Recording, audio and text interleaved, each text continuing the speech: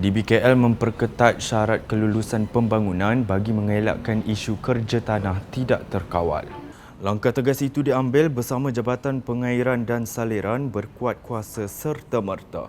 Menteri di Jabatan Perdana Menteri Wilayah Persekutuan, Hannah Yeoh memaklumkan satu laporan terperinci kini disediakan bagi mengenal pasti punca sebenar isu berkenaan yang dikesan bermula sejak tahun 2015. Beliau turut menyerahkan laporan kepada Jabatan Alam Sekitar untuk siasatan lanjut selain mengarahkan penguatkuasaan pelan tempatan yang telah diwartakan dipertingkatkan.